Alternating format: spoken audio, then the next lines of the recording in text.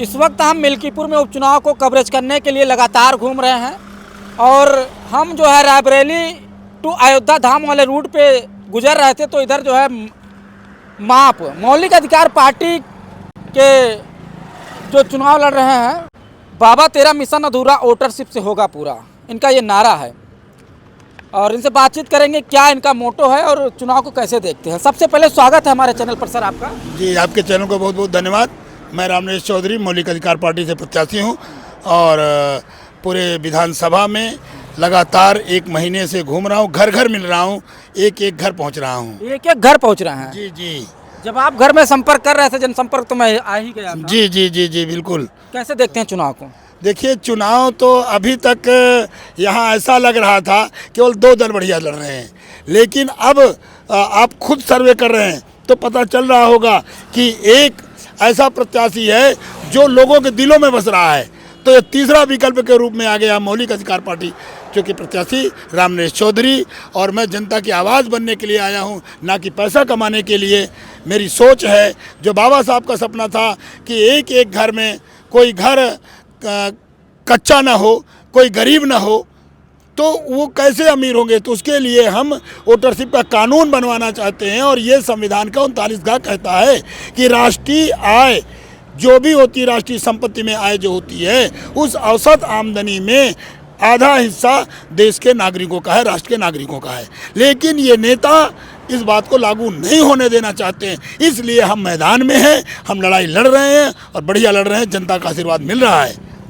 Bahujan Samaj party यहाँ पे जो है चुनाव नहीं लड़ रही है और बहुजन विचारधारा को वो भी लेके चलती है, आप भी लेके चल रहे हैं, और एक चंद्रशेखर की पार्टी वो भी लेके चल रहे हैं, तो क्या बहुजन समाज पार्टी का स्थान आप ले पाएंगे? जी जी जी, चूँकि हमारे राष्ट्रीय अध्यक्ष माननीय जेपी शास्त्री जी मानवर कांसीराम जी के साथ चलते थे, उस मिशन से जुड़े थे और वो कैडर देते हैं, वो पूरे देश में कैडर दे रहे हैं, तो निश्चित तौर से लोगों को लग रहा है, तो जो बीएसपी का वोट है वो हम पर भरोसा जता रहा है, हम पर विश्वास जता रहा है। उन्हें लग रहा है कि यदि मानवर कांसीराम जी के सपने वाला काम कोई कर रहा है तो वो मौलिक अधिकार पार्टी कर रही है इस समय, तो निश्चित तौर से वो हमारे साथ होंगे इस समय। लेकिन अब मिशन को लोग ध्यान नहीं दे रहे हैं और सपा भाजपा की जो है गाथा गा रहे हैं। नहीं, ये बात तो सही, मैंने कहा ना कि अभी तक चूंकि ये हाई फाई में रहे, इन्होंने पैसा खर्चा किया, अंधाधुंध खर्चा कर रहे हैं, इन्होंने होड़ लगाया जीत की कि हम जीतेंगे हम जीतेंगे। हम जनता के बीच जाने का फैसला लिया कि हम जनता के बीच जाएंगे। मानवर कांसीराम जी की तरह मैं घर घर घूम रहा हूँ, लोगों को जगाने का काम कर रहा हूँ। आप वहाँ गए कि नहीं, जो गांव है 135 गुंडे वाला? जी जी, वहाँ ही नहीं, मैं कई गांव गया हूँ। 135 नहीं, किसी गांव में 135, किसी में 55। उन्हें गुंडा एक्ट लगा करके और चालान किया जा रहा है। कौन लगा रहे हैं?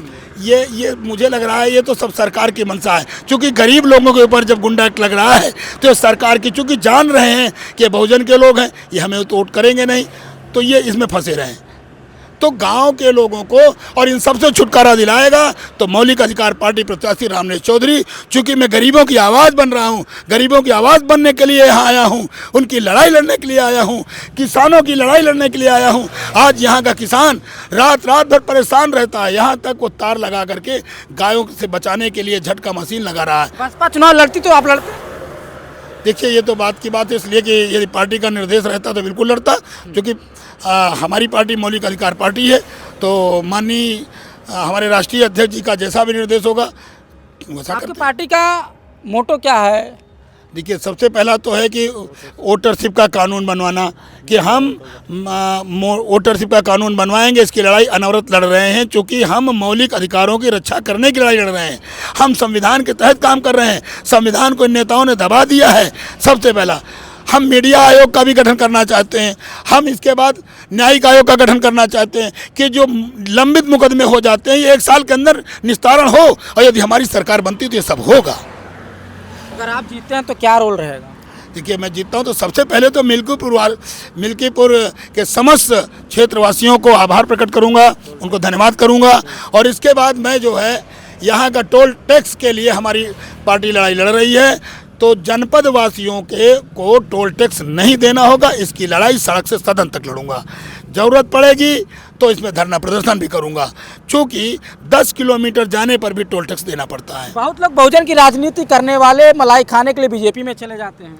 जी, तो कुछ जिनका सिद्धांत नहीं, आज जो राजनीति सिद्धांत विहीन हो रही ना, हमारे माननीय जेपी शास्त्री जी ये बात करें, सिद्धांतों पर लड़ रहे हैं, चाहते तो वो मंत्री बन सकते थे, मिनिस्टर बन सकते थे, लेकिन उन्होंने ऐसा नहीं किया। सिद्धांत पे राजनीति कर रहे हैं और सिद्धांत पे लोग उनके साथ जुड़ रहे हैं, चाहे वो डॉक्टर तिलक राम मौर्य हो, चाहे हृदय राम यादव जी हो, मतलब ऐसे सिद्धांतिक लोग इनके साथ जुड़े हैं। मैं क्षेत्र में लगातार भ्रमण कर रहा हूँ और लोग हमारे विचारों को पसंद कर रहे हैं। लोग तो अब वोट भौकाल देख कर देते हैं। बीजेपी वाले गाड़ियों का लक्सर निकाल रहे हैं, समाजवादी गाड़ियों की लक्सर निकाल रही है, आप तो एक गाड़ी से प्रचार कर रहे हैं। ठीक, बिल्कुल बिल्कुल, आप सही कहा आपने।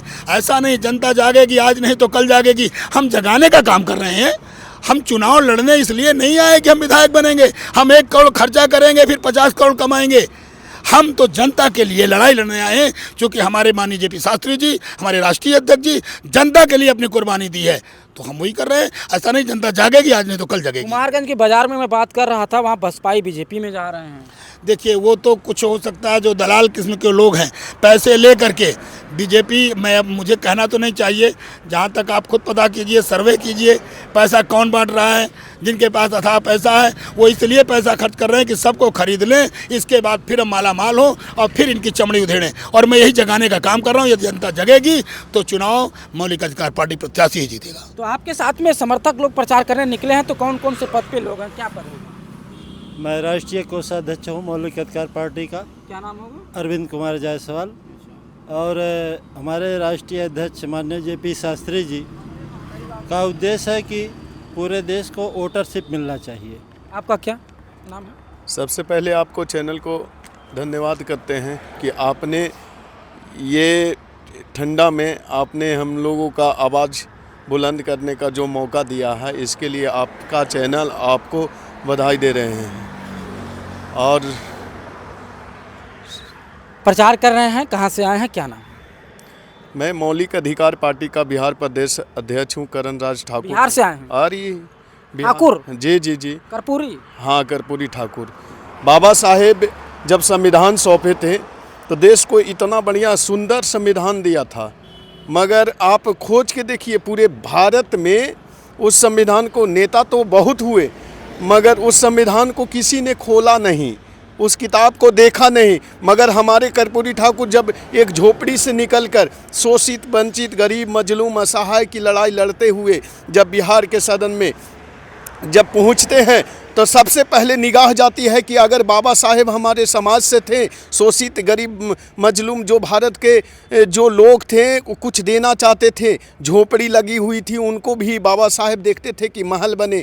तो कर्पूरी ठाकुर पहले उस किताब को देखे और किताब को खोल दिए। आरक्षण रूपी अगर किसी ने किताब खोला था, आरक्षण किसी ने दिया था भारत में, तो वो पहला व्यक्ति था और पहला राज्य था जो बिहार था। अब बिहार से खुला और हम चाहते हैं साहब कि ये जो मिल्कीपुर की है, ये हम लोग टेलर खेल रहे हैं।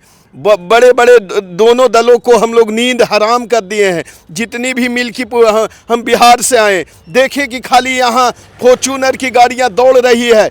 जब हम मिल्कीपुर विधानसभा के एक एक गांव जाते हैं, एक एक गांव जाते हैं और खोजते हैं कि कहीं तो दो प्रत्याशी दिखे, ना साइकिल दिख रहा, ना ही कमल दिख रहा है। क्या बात करते हैं, इसी रोड पे चक्कर लगा रहे हैं। अरे खाली यहाँ से मिल्कीपुर का जो सीमा स्टार्ट होती है, विधानसभा के स्टार्ट होती है, लास्ट करती है, फिर विधानसभा लास्ट होता है, मतलब यही चक्कर गोले गोले। संविधान की बात कर रहे थे, संविधान बचाने की बात वो कर रहे थे और लोकसभा में जो है फायदा लिए। संविधान वो क्या बचाएंगे साहब, वो तो झूठ मूठ के। बाबा साहेब को हमने देखा कि बीजेपी ऑफिस पर भी बाबा साहेब का मतलब तस्वीर लगा है। मैं पूछना चाहता हूं नरेंद्र मोदी जी से, आपके चैनल के माध्यम से, वो योगी बाबा जो बैठे हुए हैं, मुख्यमंत्री बन के बैठे हुए, उनसे पूछना चाहते हैं कि आपका क्या आन पड़ा था जो बाबा साहेब का तस्वीर लगाना पड़ा है? एक तरफ तो आप कहते हैं कि हम संविधान को, मजबूरी है या उनको मानते हैं? मजबूरी है? अरे मजबूरी नहीं है, जरूरी है। बाबा साहेब के बगैर में बिहार नहीं, पूरे देश में आपको कुछ नहीं मिलेगा, कुछ नहीं मिलेगा। और हम आपको दम विश्वास के साथ बोल रहे हैं, बाबा साहेब का खून बह रहा है हमारे अंदर। हम महापद्मनंद, धनानंद, अशोक के वंशज हैं। हम बिहार ही नहीं पूरे देश को एक विकल्प के रूप में जो बाबा साहेब संविधान दिए हैं, उस संविधान को पूर्णतः मौलिक अधिकार पार्टी के बैनर तले मौलिक अधिकार पार्टी को हम बता देना चाहते हैं वो क्या चीज़ है। मौलिक अधिकार पार्टी वो बारूद का नाम है जो बाबा साहेब संविधान के रूप में जो आर्टिकल दिए हैं उसको हम लोग जब तक धरातल पे नहीं उतार देते हैं तब तक हम लोग सांस नहीं लेंगे। हमारे माननीय जेपी शास्त्री कसम खाया है कि हम कांसी राम के साथ में अगर हम काम किए हैं और कांसी राम का सपना जो अधूरा पड़ गया है उसको हमको पूरा करने के लिए अगर कांसी राम साहब के साथ काम किए हैं जेपी शास्त्री जी, उनका मिशन चला, तो बसपा में क्यों नहीं जाते? अरे बसपा की सर्वश्रेष्ठ नेत्री को उन्होंने ही रोड पर चलाने का काम किया था। सुश्री मायावती को हमारे जेपी शास्त्री का ही देन था कि वो सांसद बनी। खास बात यह है कि यहाँ पे तीसरी पार्टी भी लड़ रही है चुनाव, और मौलिक अधिकार पार्टी है चुनाव लड़ रही है। उसके जो है राम नरेश चौधरी जी प्रत्याशी हैं, विधायक के रूप में चुनाव लड़ रहे हैं। ये बताइए, चंद्रशेखर भी चुनाव लड़ रहे हैं, कैसे? चंद्रशेखर भैया के बारे में हम थोड़ा सा बोल देना चाहते हैं। इसलिए हम बोलना चाहते हैं कि भैया का मिशन था कि हम बाबा साहेब का अधूरा सपना को पूरा करेंगे। हमारे जनता चुन कर भेज देती है सदन में, मगर जब बाबा साहेब के बारे में कुछ लोग जो गृह मंत्री जैसे लोग हमारे बाबा साहेब के पर संविधान का कसम खाते हैं, वही लोकसभा में वो बोलते हैं कि बाबा साहेब अंबेडकर चिल्लाते हो, अंबेडकर से फैशन हो गया। हाँ, फैशन हो गया है। अगर भगवान का नाम लोगे तो स्वर्ग मिलेगा। हम पूछना चाहते हैं आपके चैनल के माध्यम से कि साहब हमको स्वर्ग की जरूरत नहीं, पहले तो आप चले जाओ स्वर्ग, हम पीछे आएंगे। चंद्रशेखर की बात कर रहे थे आप, वहाँ कहाँ? अरे चंद्रशेखर भैया को हम इसीलिए बोलना चाहते हैं कि आप बाबा साहब के मिशन पे थे, आप चुप क्यों बैठे हैं? आपको बाबा साहेब भेजे थे उस संविधान रूपी संसद में, और आपको कुछ बोलने का था, उन सबों को टोकने का था, आंख दिखाने का था। उस वक्त आप बोलते तक कहीं ना कहीं पूरे भारत के लोग आपसे जुड़ता, करण ठाकुर भी आपसे जुड़ता कि भैया आप बढ़िया काम किए हैं, मगर भैया कुछ नहीं किए। यही मिल्कीपुर में आते हैं चंद्रशेखर भाई, एक भी योजना नहीं बताते हैं, खाली सिर पे हमारा कैंडिडेट को जिता लो। अरे यार, बाबा साहेब का कुछ तो आर्टिकल बताओ, कुछ तो संविधानिक जो पास करवाना चाहते हैं। बसपा का वोट मौलिक अधिकार पार्टी ले गए आजाद समाज पार्टी। मौलिक अधिकार पार्टी जाहिर सी बात है, इसलिए कि मैं जनता के बीच में स्वयं पहुंच रहा हूं। मेरे पास कोई प्रोटोकॉल नहीं है, मात्र एक सुरक्षा मेरा अंगरक्षक है। तो मैं बड़े साधारण तौर से मिलता हूं तो लोगों को लगता है, और यदि बात करते हैं हम चंद्रशेखर आज़ाद की पार्टी में तो वहाँ भी बड़ा भौकाल थे, क्योंकि आम आदमी से बराबर नहीं मिल सकते। उनके विषय में भी लोग जानते हैं और राम नरेश चौधरी के विषय में लोग जान रहे हैं। इसलिए बसपा का वोट मेरे साथ जुड़ रहा है, चाहे वो फूलचंद गौतम मेरे साथ जुड़ करके पूरा मेरा प्रचार में लगे हैं। आज नहीं, आज कुछ मैंने टीम बना दी है अलग अलग, क्योंकि 2 दिन का प्रचार है। मेरे साथ काफ़ी लोग बसपा का वोट मेरे साथ जुड़ रहा है मौलिक अधिकार पार्टी के साथ। मौलिक अधिकार पार्टी से जो प्रत्याशी वो कह रहे हैं कि बसपा का वोट हमें मिलेगा, और चंद्रशेखर आज़ाद को कतई यहाँ कोई लाइक नहीं कर रहा है। और करण ठाकुर जी बिहार के प्रदेश अध्यक्ष हैं, उन्होंने भी खूब अच्छा बताया कि चंद्रशेखर के बारे में किस तरह से वो संविधान के तहत जो है सदन में पहुँचे और चुप हो गए वहाँ पे। बाबा साहब का मिशन अधूरा वो पूरा नहीं कर रहे हैं। इस वीडियो पर आपकी क्या कीमती प्रतिक्रिया कमेंट बॉक्स में कमेंट करके जरूर बताइएगा। वीडियो को शेयर करिएगा, चैनल को सब्सक्राइब करिएगा। धन्यवाद।